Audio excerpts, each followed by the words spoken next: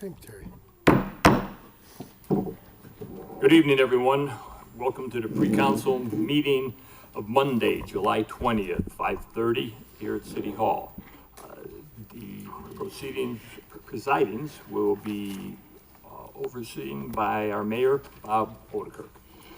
We'll begin with roll call. Mayor Dekirk. Here. Councilman Dickinson. Here. Councilwoman Gavin. Here. Councilman Hug. Here. Councilman Morris. Here. Councilman Mudrin. Here. Councilwoman Coleman. Here. Councilwoman Reardon. Here. Councilman Turk. Here. First on the agenda this evening is a presentation on the 2020 census by Director of Community Development Kendall Jackson.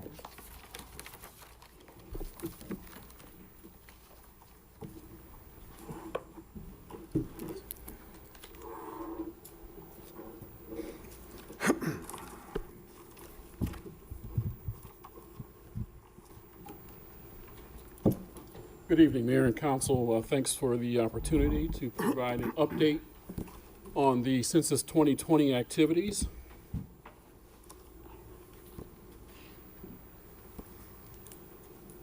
What you're seeing on the screen now are the response rates by census tract, 2020 versus 2010. Across the state, we are down in terms of our response numbers. Joliet, we are slightly off of our response in 2010. And our hard to count areas, which are predominantly on the near west, east, and south sides, we're down in some areas by almost 50%.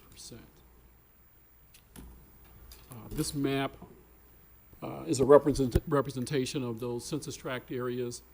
The red circle there are the areas that are hard to count, and they have historically been an issue for the census. Again, we are off. In some instances, we're down 40.8% in some of those areas in terms of our count. When last we gave a presentation a couple of months ago, we talked about what was at stake. We're still there, almost $500 per capita. $71.6 million in terms of federal funding and state allocations are at stake in terms of our total count.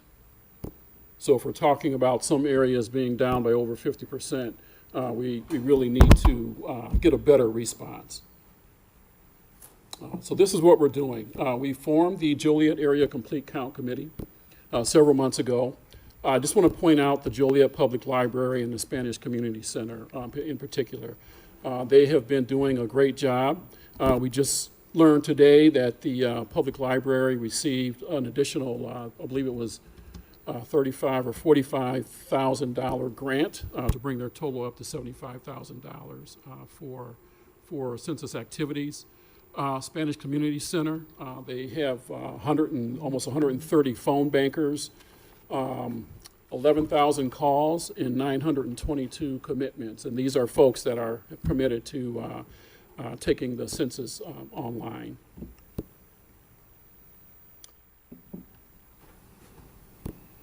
We've placed over 500 promotional yard signs throughout town, 10,000 pieces of promotional literature. There have been mailers that have gone out to those hard-to-count tracts. The Spanish Community Center has done a great job in terms of canvassing those hard-to-count neighborhoods, and that's going door to door, which is quite difficult, of course, in these times of the COVID pandemic, to get the word out and to try to ensure a better count in those areas. Pace Bus Advertising, they have been a great partner throughout this entire process.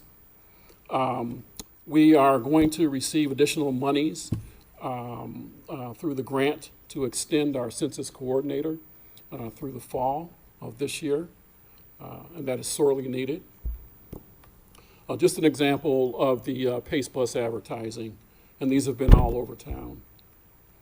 And other messaging that we've been doing, that $219.5 million yard sign, figure on the yard sign is for Will County. That's the total of what's at stake in terms of federal and state allocations, not only Joliet, but all of the other communities in the county.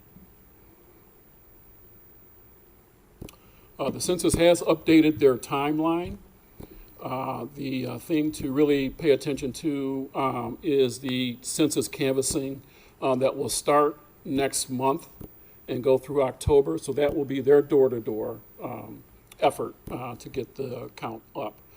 They have also extended the online response. So if you have yet to take your census survey and you want to do it online, you want to avoid someone coming and knocking at your door, you can go online and do that through the end of October. So we're asking for everyone basically to participate in terms of getting the word out, social media posts, emailing your constituents, and just discussing the importance of the census at any kind of events that you may be attending. Additional information can be found online. There is a map that is updated every several days with the response rates for the state as well as cities and counties in Illinois. That concludes the update. We're happy to answer any questions that you may have. Mayor? Yeah. Question. Kendall, is there any way we can make some new signs? A lot of those signs are very confusing. Yes. Like people Yes. think the house is for sale, they go buy 219,000, can I buy your house? Right. I'm a Western, Right. I had to take the sign down, okay? Yeah. People don't understand it. If we could do something different, you count, we count, please fill out your census. I don't know how to word it, but I think take out the 200, just a thought, because it's happened. And a lot of people asking, well, what's that sign all about? Because as you're driving by, they don't have time to read the whole thing. Yeah, it is a little confusing. I think the attempt was to try to get that big number out there, but when you put it in someone's yard, it's confusing. But I don't think the big number means anything. Well, We count, and then you have all that. I think you Right. have to identify the individual to make them want to, fill out the Yeah. form. Yeah. But that's just my experience. We'll take a look at the messaging. Mayor? Thank you. Yes. And I would back the councilman, I fell for that. I have somebody I know that lives on 5-Day Road, and I was driving by several weeks ago, and I said, when I come back, I gotta find out why, I didn't know he was selling his house. And when I went back and looked closer, I figured it out. Yeah. It is confusing at first glance. Just a suggestion. Thank you. Oh, you're welcome. Any other comments, suggestions? Thanks, Kendall. Thanks, Mayor, Council. Next, we have citizens to be heard on agenda items. Is there anyone present that would like to speak on an agenda item this evening? Should I keep the mask on, or can I take it off? You can take it off. Okay, good. All right. I'm Megan Millen, Executive Director of Joliet Public Library. Mayor Dekirk, councilmen and women, as you know, in 2019, the library embarked on a planning process for remodeling our beautiful downtown library.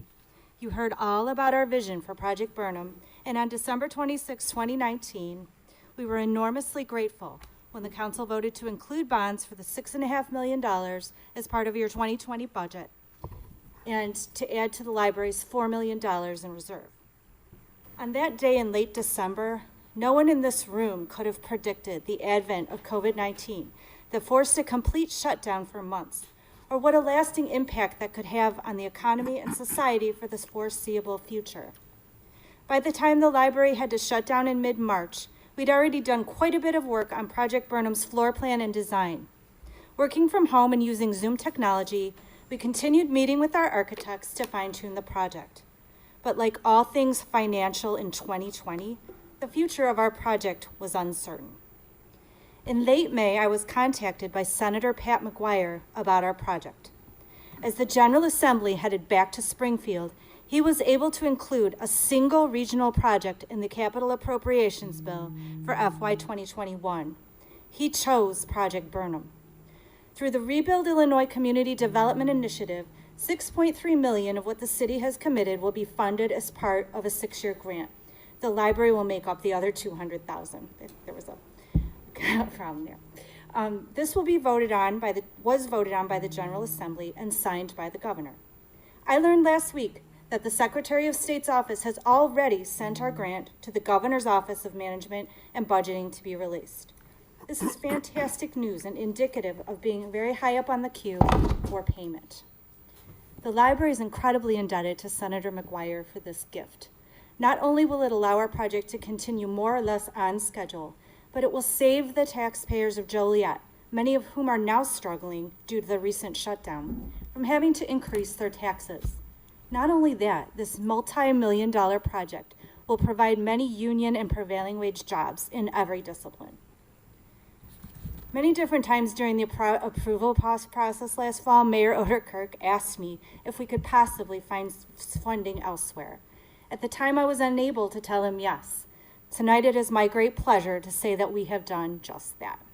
It was Walt Whitman who said, "The future is no more uncertain than the present." This grant has 6 years to be paid out. Our early release to the Governor's office indicates that it may be paid out within the first couple of years. Even in the worst case scenario, where the state doesn't come through with a dime, which is very unlikely, the bonds would be refinanced at the end of the interval. And just like I said back in December, it would only cost the average taxpayer between $7 and $8 a year, and that would be 7 years from now. Council members, many of you believed in Project Burnham and downtown renewal when you voted yes in December. Now it's more vital than ever to continue the momentum of downtown Joliet's revitalization that was temporarily stalled in March. We can give the citizens of Joliet the modern, vibrant center of learning that the third biggest city of Illinois deserves, and now without even having to ask taxpayers to open their wallets.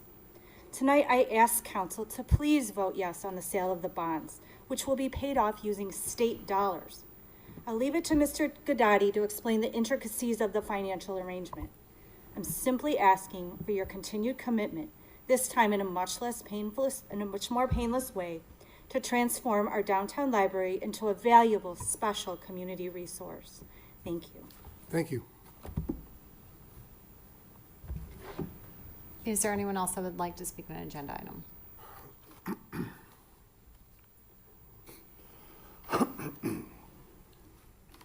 Thank you.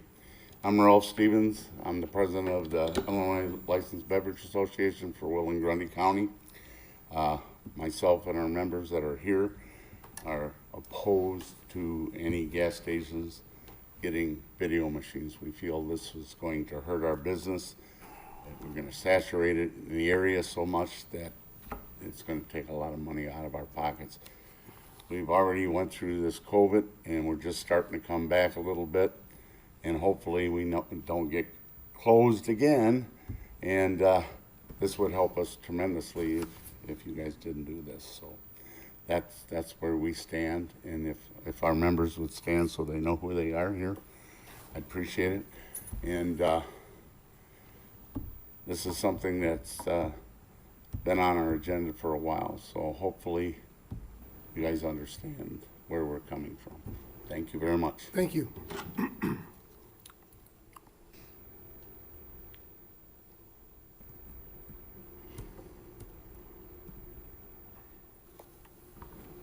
Good evening, Mr. Mayor, City Council. First, let me apologize for being in shorts, but I was at a golf outing today for ALS.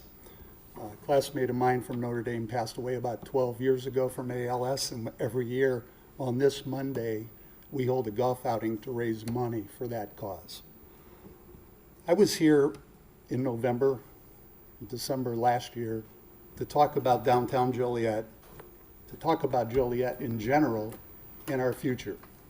And yes, we have been faced with a horrendous virus called COVID-19, and it has put everybody on their heels. Importantly, while you're on your heels, you still need to be able to look forward. And I heard some great news tonight with the idea that the state of Illinois has agreed to fund the library. And being the immediate past chair of the Joliet City Center Partnership, I am here in support of that, as I have been regularly on many subjects that go on in our community. And I would urge you to look at this and say, you have an opportunity to do something for the future for all of the children in Joliet, who are going to be in need of a high, state-of-the-art, technologically advanced library. We don't know what school is going to look like this year or next year. So online, virtual this, virtual that. Once the library gets finished, it will provide that opportunity for every young person in our city.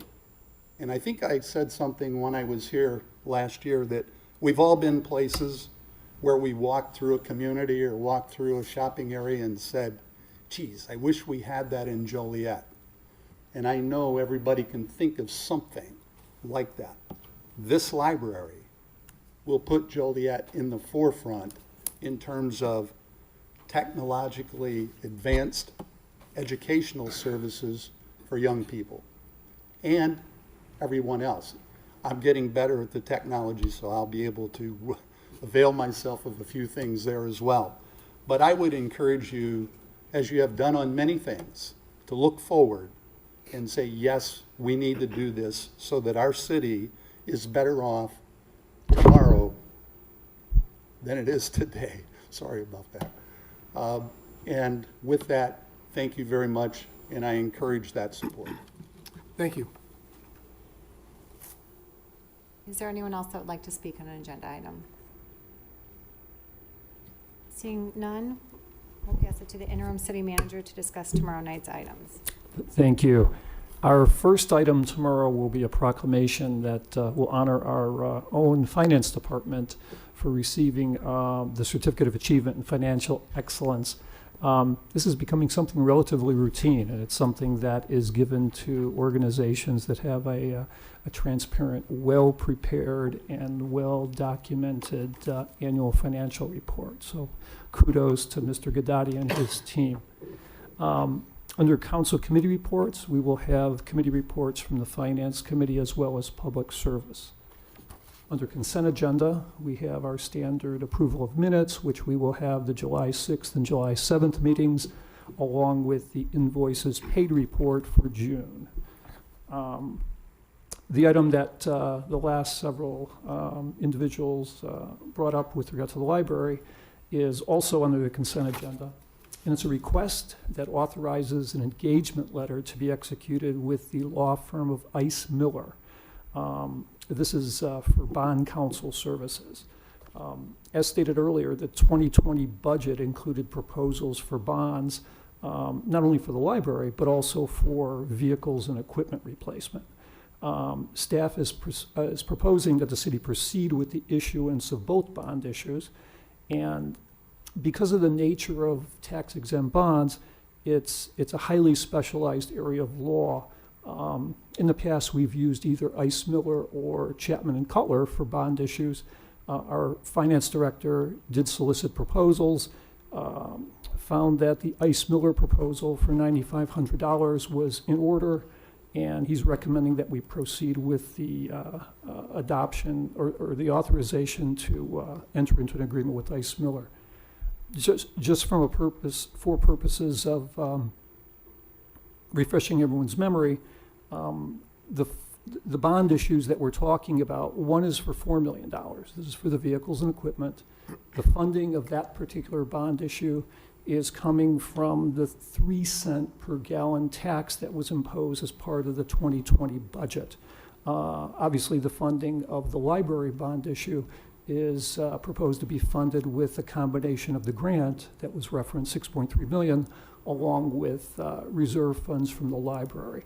So we are recommending that that council move forward. And this, of course, doesn't approve the bond issue. This approves that first step, which it would follow that if we're hiring bond counsel, certainly the council remains committed to those two projects. Any questions?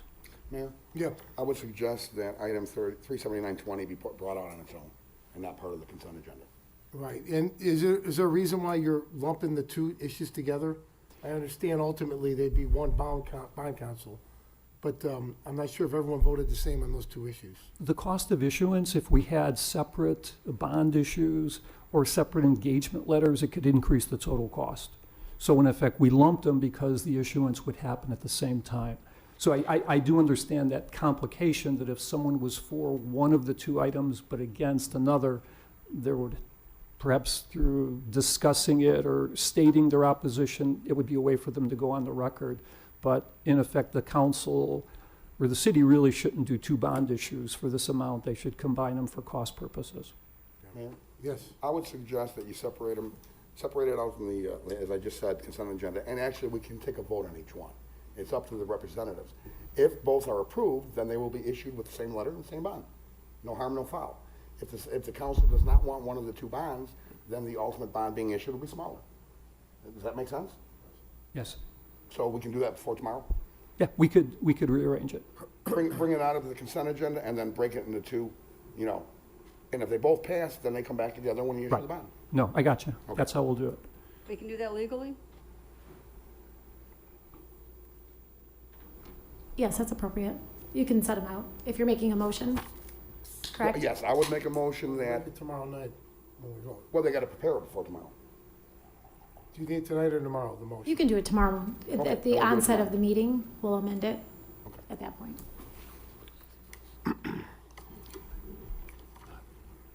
The next section of our agenda are licenses and permit applications, and we do have our deputy liquor commissioner here who can address the three applications before us.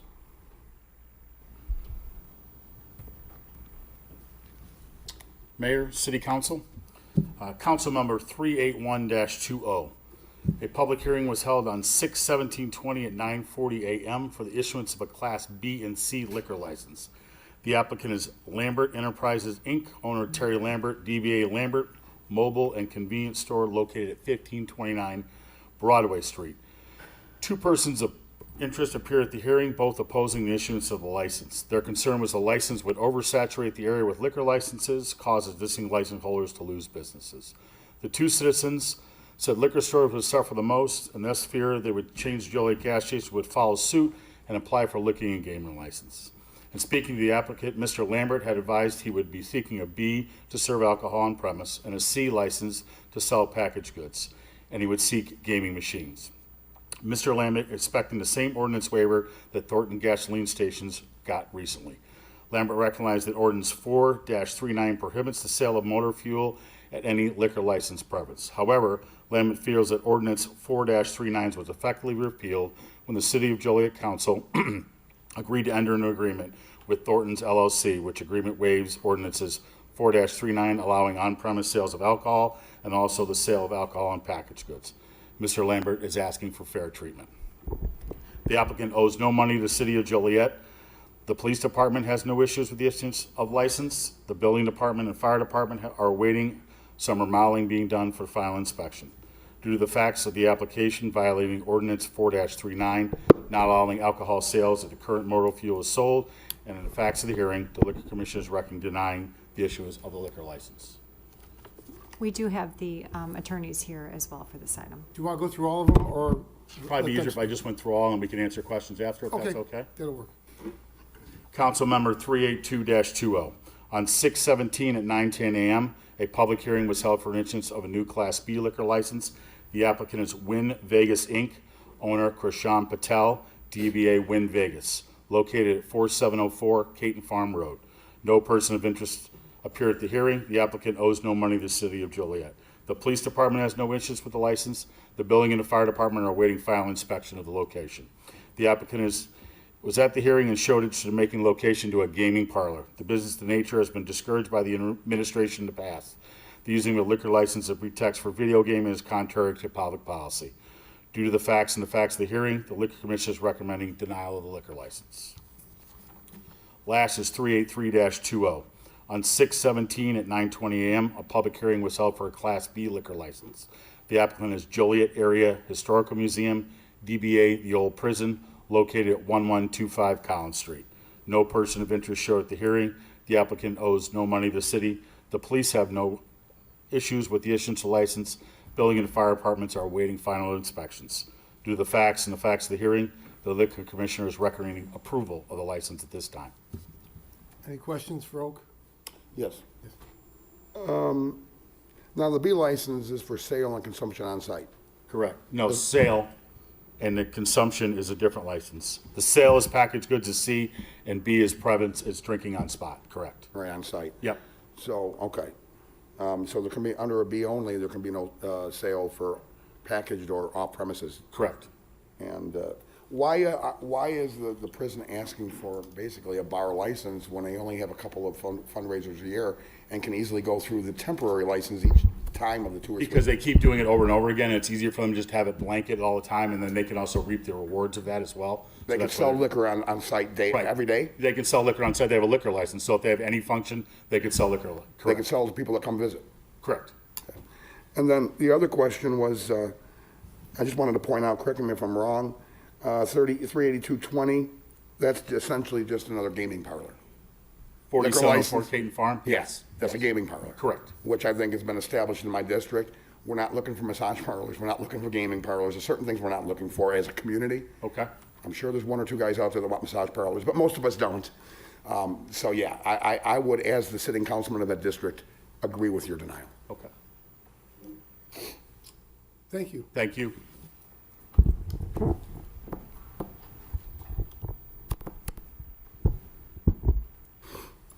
Good evening. I'm Jim Murphy. I'm here on behalf of Lambert Enterprises, Inc.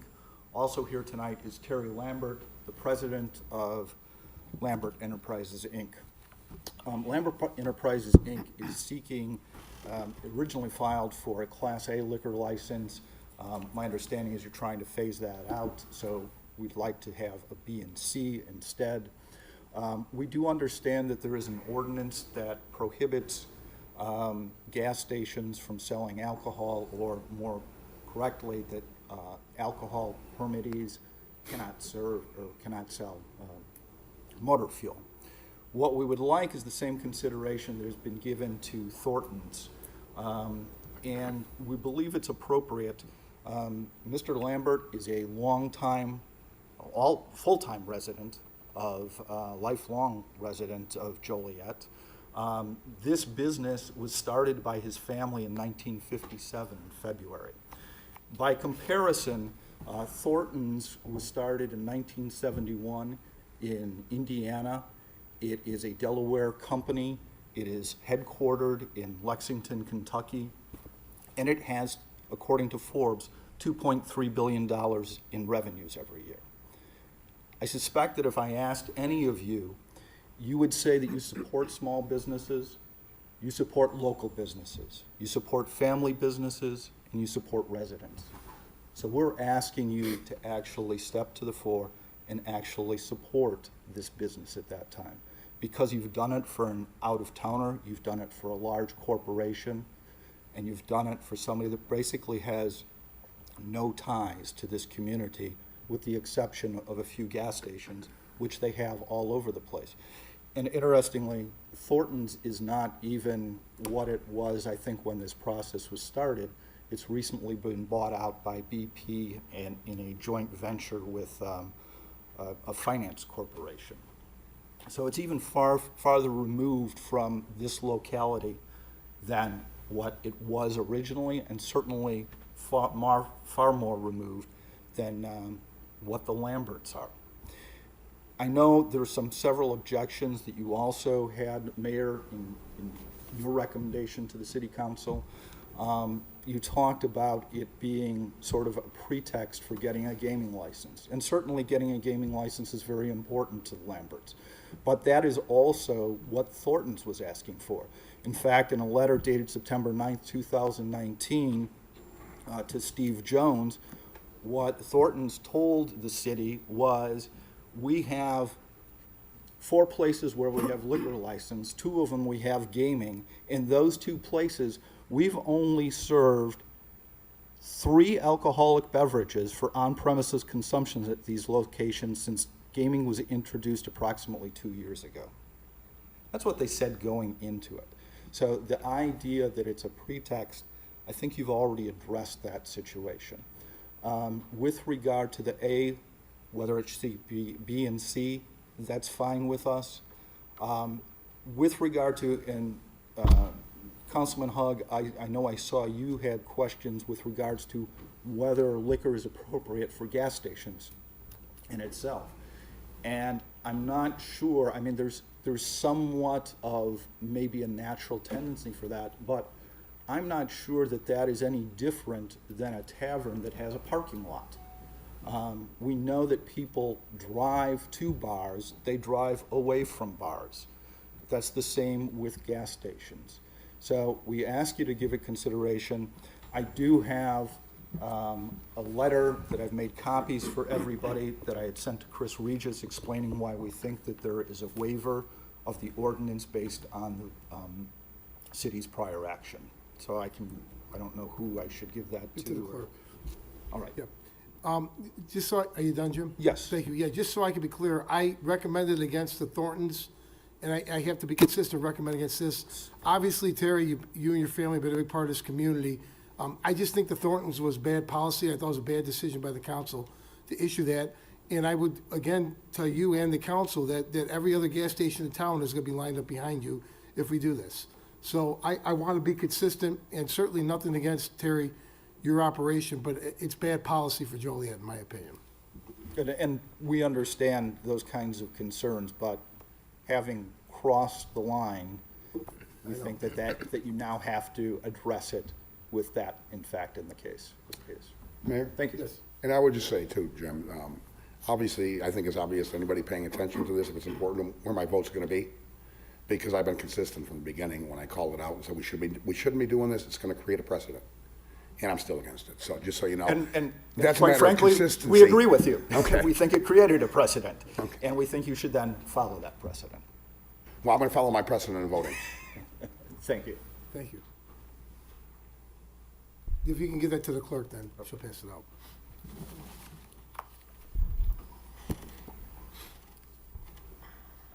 Any council questions on any of the permits we've discussed thus far?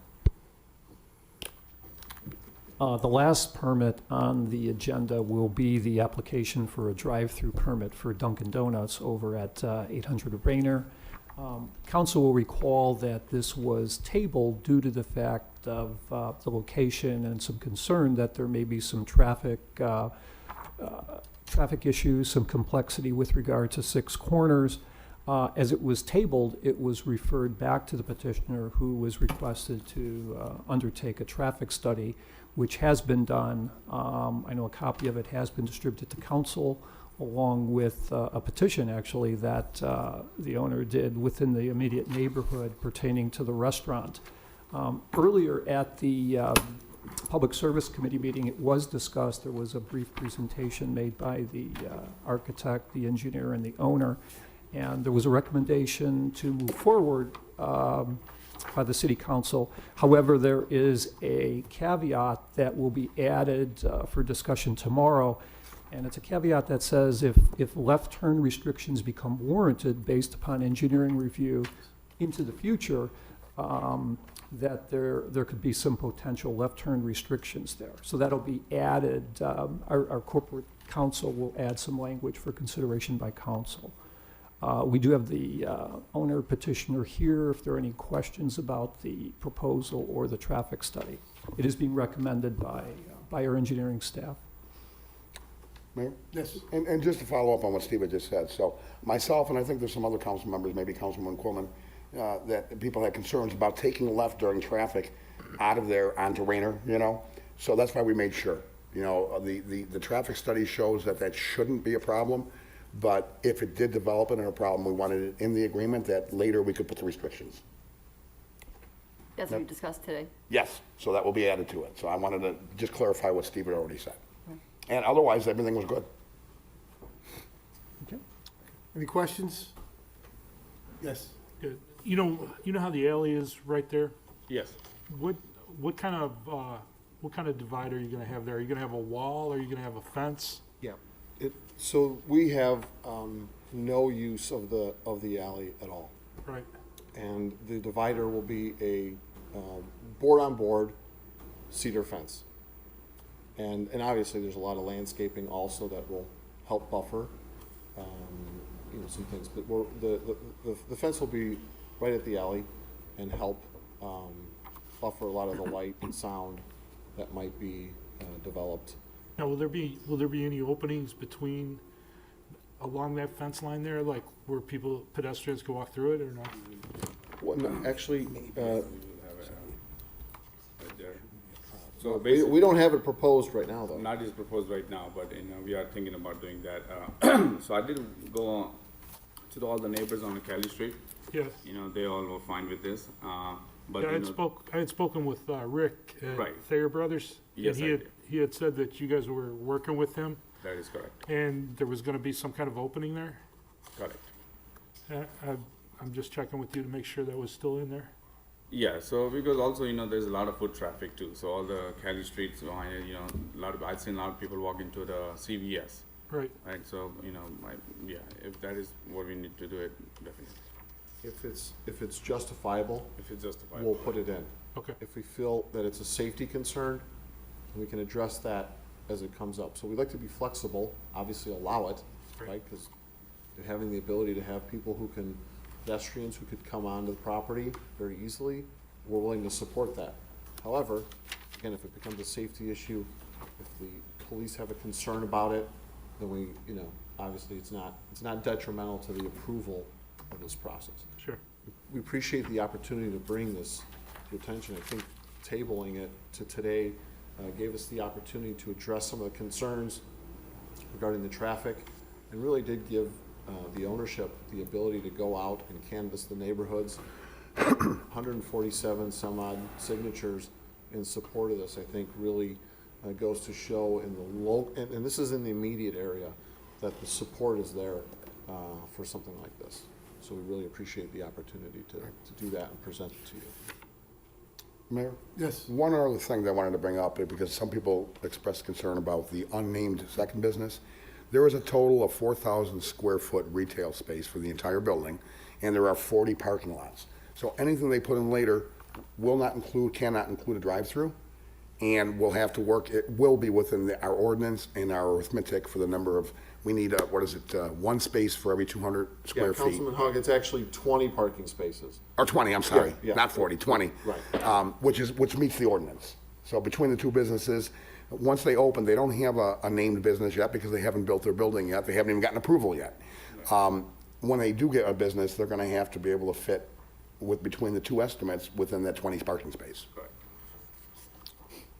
Well, I know we'll vote on tomorrow. I just want to thank you for your investment in our city. It'd be great to see that corner redeveloped again. Yeah.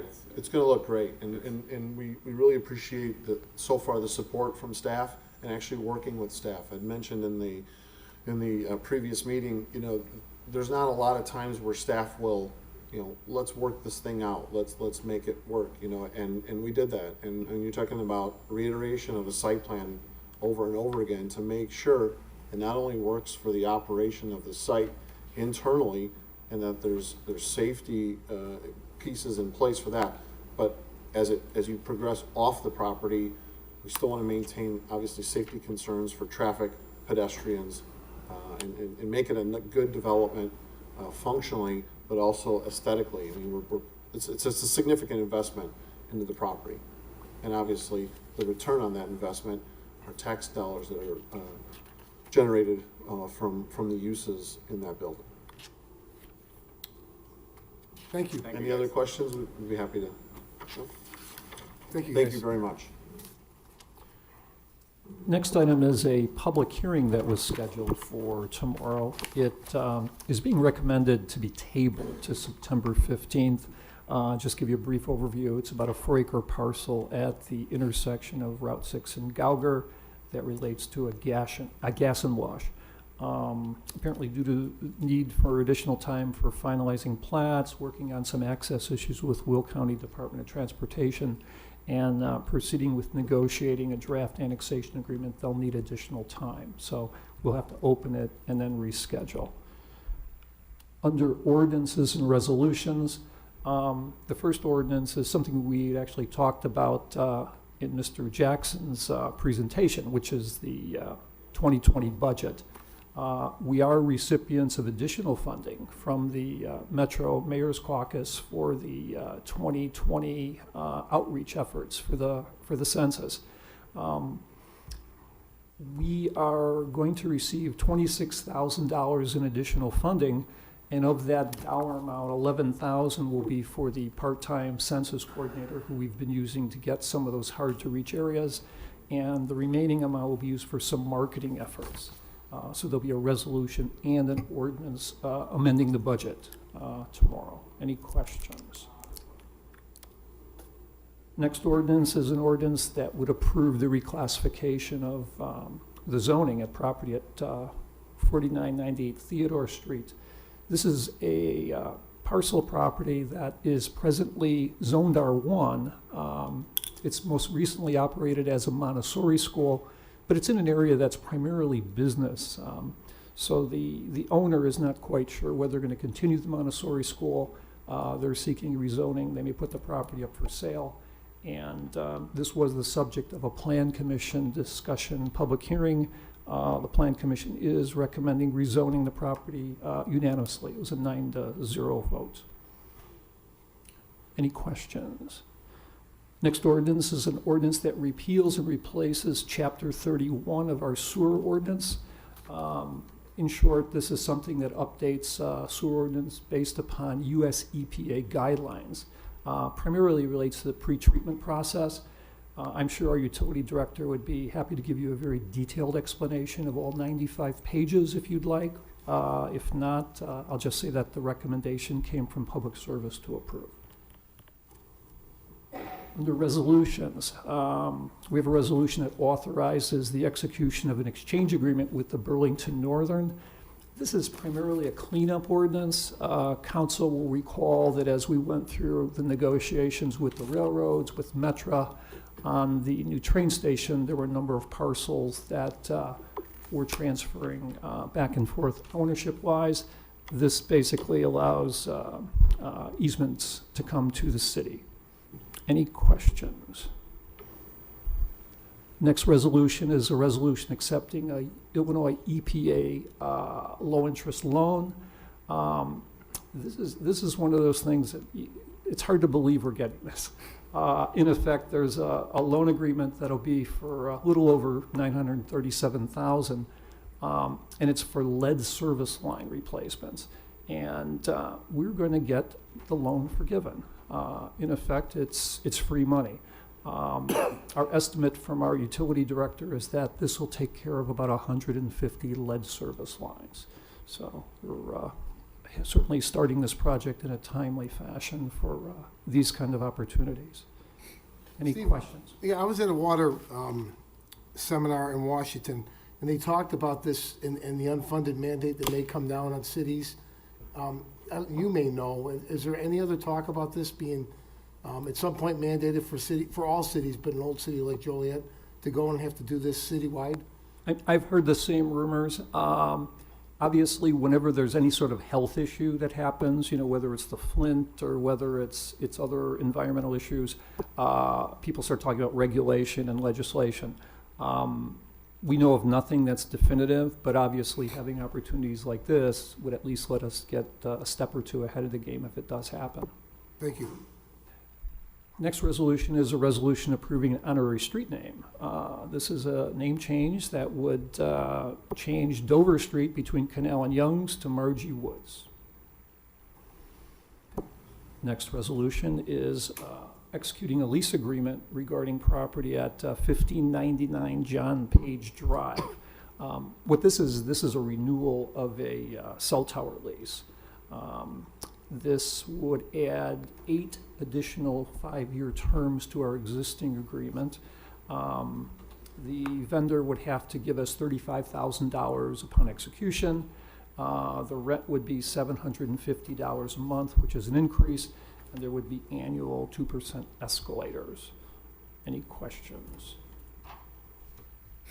Next resolution is a resolution accepting a dedication of right-of-way for the Rock Run Crossing development. Everyone's aware of the fact that Cullinan Properties is looking to do a 250-acre development adjacent to I-55 north of I-80. As part of that project, an interchange being funded and worked on with IDOT is part of the mix. along with the dedication of a roadway that would basically come from the interchange, come down into the development, and eventually connect to Olympic Boulevard to bring connectivity to Hobart. Also, it includes a roadway access that goes to the property to the south.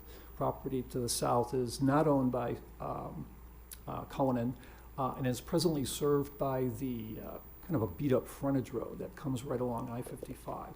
So in effect, this is that dedication that would show how access will go to the south property.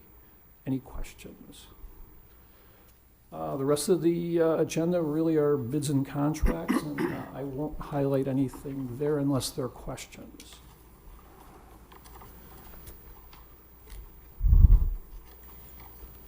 Next, we have public comments. First is Loretta Hobbs.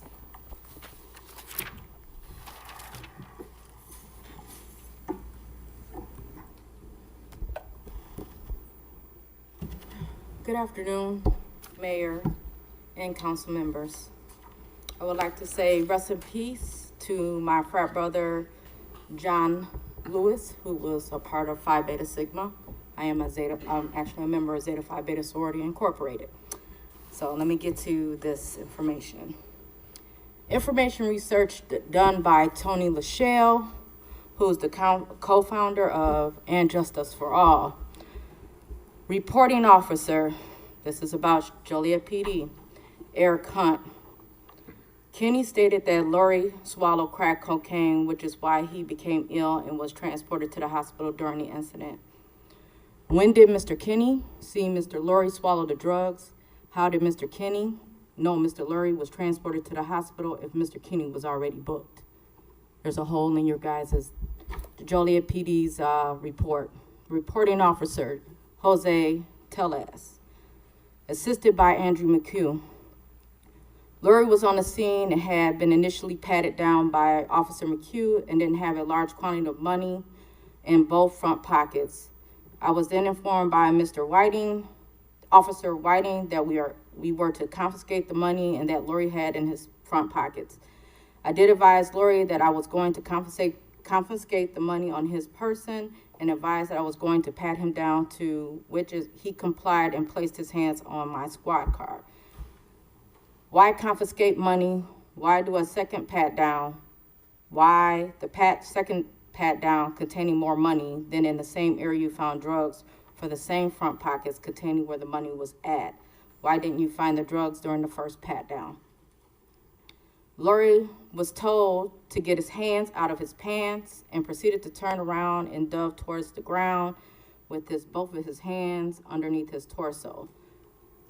I'm going to say there's a hole in that situation, because if he had his hands wrapped around his torsos and he went to the ground face first, he would have busted his face, which on the videotape, it does not see any scarring on his face. How is it physically possible to have your hands underneath your torso and then dive toward the ground without busting your face open? And then, officer, again, I did observe Lori bearing his hands, face towards his hands while on the ground. Officer McHugh and I eventually able to get Lori's hands behind his back and then place him into custody for obstructing a police officer. How did you observe this, and why didn't you notify your assistant officer? I did advise officers on the scene that I believe that Lori had placed or had contraband in his mouth while officers were attempting to remove Lori from the squad car. We did recover various plastic baggies from his mouth containing a wet white residue. If you believe that Lori put drugs in his mouth, why didn't you stop squad to save the subject? Lori began to show the effects of the suspected contraband that had been placed in his mouth and became unresponsive. Officers on the scene did immediately call for an ambulance to respond to the scene. Immediately after officers were able to remove Lori from the back of the squad car, first aid procedures were initiated. Why wasn't Narcan provided to the subject? Which we did find out the reason why is because police officers do not have to use the Narcan and they can leave it at the police station. Information researched and done by Regina Bew. Chief L. Rochner had a private conversation with Pat Muttering, regarding the video of Eric Lurie. Pat Muttering seen the video in which caused Pat Muttering to speak to the Muttering Five to vote Marty Shanahan out of his position. Chief Al Ruchner knew Marty Shanahan, I can't pronounce his name right, would have done the right thing in this situation, which would possibly cause the firing of Chief Al Ruchner as well as Deputy Chief Daryl Gavin. We do know of some other information that was given to us, that we have our own people that we investigate. Steve Jones, Chief Al Ruchner, Deputy Daryl Gavin, and Pat Muttering need to be investigated by the U.S. Department of Justice and the federal government. Since the possibility of Sabrina Sapano is going to be their next city manager, I'm not sure if you're going to be interim or whatever, I think you need to do the needful and fire Chief Al Ruchner and Daryl Gavin. And Sabrina, since you're coming into the job, we also need you to request to have police body cams for the police officers on their person. Conflict of interest. Ken Cole and Doug Mays has worked together on other drug task force in Joliet. Ken Cole cannot be part of a current task force that is under investigation. So I think you guys need to do the needful and start writing things up, because this is a conflict of interest. If Ken Cole and Doug Mays, who is under investigation, he should not be doing the investigation at all. That is it. Thank you. Is there anyone else that would like to speak under public comments this evening? Seeing none, is there a motion to go into closed session to discuss personnel, collective bargaining, land acquisition or conveyance, pending or threatened litigation, after which the meeting will be adjourned? So moved. Second. It's been motioned and seconded to approve. Councilman Dickinson? Aye. Councilwoman Gavin? Aye. Councilman Hug? Aye. Councilman Morris? Aye. Councilman Mudrin? Aye. Councilwoman Quillman? Aye. Councilwoman Reardon? Aye. Councilman Turk? Aye. Motion carried.